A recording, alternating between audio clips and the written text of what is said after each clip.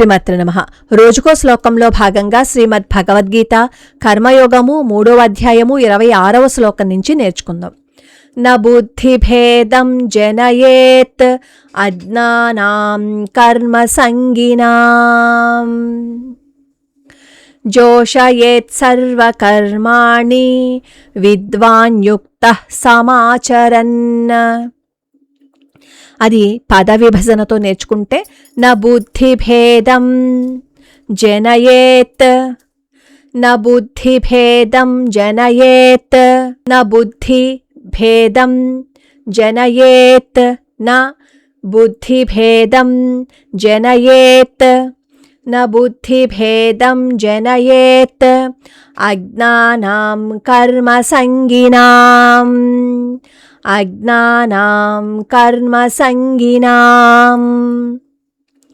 న బుద్ధిభేదం జనయేదజ్ఞానాం కర్మ సంగినాం జోషయేత్ సర్వకర్మాణి, జోషయేత్ సర్వకర్మాణి విద్వాన్ యుక్తః సమాచరన్, విద్వాన్ యుక్తః సమాచరన్. కొన్నిట్లో ఎలా ఉంటుందంటే విద్వాన్ యుక్తః సమాచరన్ అని ఉంటుంది. జోషయేత్ సర్వకర్మాణి విద్వాన్ యుక్తః సమాచరన్. లేదు అంటే జోషయేత్ సర్వకర్మాణి విద్వాన్ యుక్తః సమాచరన్. న బుద్ధిభేదం జనయేదజ్ఞానాం కర్మ సంగినాం జోషయేత్ సర్వకర్మాణి విద్వాన్ యుక్తః సమాచరన్. దీని అర్థం ఏంటంటే జ్ఞాని అయినవాడు కర్మల మీద ఆసక్తితో పనులు చేసే అజ్ఞానుల మనస్సును ఎప్పుడు గందరగోళపరచకూడదు. బదులుగా తాను యోగయుక్తుడై నిష్కామంగా పనులు చేస్తూ వారిని కూడా అన్ని పనులు చేసేలాగా ప్రోత్సహించాలి. సమాజంలో అందరూ ఒకే ఆధ్యాత్మిక స్థితిలో ఉండరు కదా. జ్ఞాని అయినవాడు తన ఉన్నత స్థితిని చూపి ఇతరులను కర్మ వదిలేయి అని చెప్పకూడదు. ఎందుకంటే సిద్ధులు లేనివారు కర్మను వదిలేస్తే మరింత బంధితులవుతారు. జ్ఞాని తన ఆచరణ ద్వారా వాళ్ళకి మార్గదర్శనం చెయ్యాలి. పిల్లలకు లేదా ఎవరికైనా పనులు చెప్తున్నాము అని అనుకోండి, కేవలం సిద్ధాంతాలు చెప్పకుండా మనం స్వయంగా ఆ పని చేసి చూపిస్తూ వాళ్ళని ప్రోత్సహించాలి. 27వ శ్లోకం నేర్చుకుందాం. ప్రకృతేః క్రియమాణాని గుణైః కర్మాణి సర్వశః అహంకార విమూఢాత్మా కర్తాహమితి మన్యతే.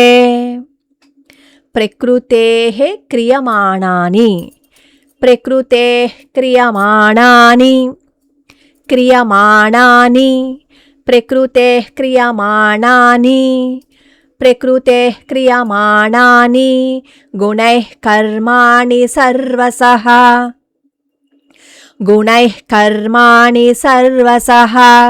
ప్రకృతేః క్రియమాణాని గుణైః కర్మాణి సర్వశః అహంకార విమూఢాత్మా, అహంకార విమూఢాత్మా కర్తాహమితి మన్యతే, కర్తాహమితి మన్యతే. అహంకార విమూఢాత్మా కర్తాహమితి మన్యతే. ప్రకృతేః క్రియమాణాని గుణైః కర్మాణి సర్వశః అహంకార విమూఢాత్మా కర్తాహమితి మన్యతే. పనులన్నీ ప్రకృతి గుణాల వల్ల జరుగుతాయి. కానీ మనిషి అహంకారంతో నేనే చేశాను అని అనుకుంటాడు. ఒక మట్టి బొమ్మ తనని తానే చేసుకున్నానని అనుకుంటే ఎంత హాస్యాస్పదంగా ఉంటుందో, మనిషి నేనే చేశాను అనుకోవడం కూడా అంతే. మన కదలికలు, మన ఆలోచనలు అన్నీ ప్రకృతి ప్రసాదించినవే. 28వ శ్లోకం. తత్వవిత్తు మహాబాహో గుణకర్మ విభాగయోః గుణాగుణేషు వర్తంత ఇతి మత్వా న సజ్జతే. తత్వవిత్ తు మహాబాహో అన్నమాట. తత్వవిత్ తు మహాబాహో. అది గనక కలిపేసి చదువుకుంటే తత్వవిత్తు అనమాట. మీరు తత్వవిత్తు అని చదివితే తత్వవిత్తు మహాబాహో అని చదవచ్చు. లేదు అంటే తత్వవిత్ తు మహాబాహో, తత్వవిత్ తు మహాబాహో. గుణకర్మ విభాగయోః, గుణకర్మ విభాగయోః. గుణాగుణేషు వర్తంత, గుణాగుణేషు వర్తంత. కొన్ని దాంట్లో ఎలా ఉంటుందంటే గుణాగుణేషు వర్తంతే అని కూడా ఉంటుంది. ఇతి మత్వా న సజ్జతే, గుణాగుణేషు వర్తంత ఇతి మత్వా న సజ్జతే. తత్వవిత్తు మహాబాహో గుణకర్మ విభాగయోః, గుణాగుణేషు వర్తంత ఇతి మత్వా న సజ్జతే. గుణ విభాగం తెలిసిన జ్ఞాని ఇంద్రియాలు వాటి పనుల్లో ఉన్నాయని గ్రహించి వాటిలో ఆసక్తి పెంచుకోడు. ఇప్పుడు ఒక నటి వేదిక మీద దుఃఖిస్తున్నట్లు మనకి నటిస్తుంది కదా, అలా కనిపిస్తుంది కదా. ఆవిడకి నిజంగా బాధ ఉందా? లేదు, కానీ నటిస్తోంది. అలాగే జ్ఞాని ఈ ప్రపంచంలో పనులు చేస్తున్నా లోపల తన ఆత్మ ప్రశాంతంగా ఉంచుకుంటాడు. వాళ్ళ ఆత్మ ప్రశాంతంగా ఉంటుంది. 29వ శ్లోకం నేర్చుకుందాం. ప్రకృతేర్గుణ సమ్మూఢాః సజ్జంతే గుణకర్మసు తాన కృష్ణవిదో మందాన్ కృష్ణవిన్న విచాలయేత్. ప్రకృతేః గుణ సమ్మూఢాః, ప్రకృతేర్గుణ సమ్మూఢాః. కలిపి చదివేస్తే ప్రకృతేర్గుణ సమ్మూఢాః.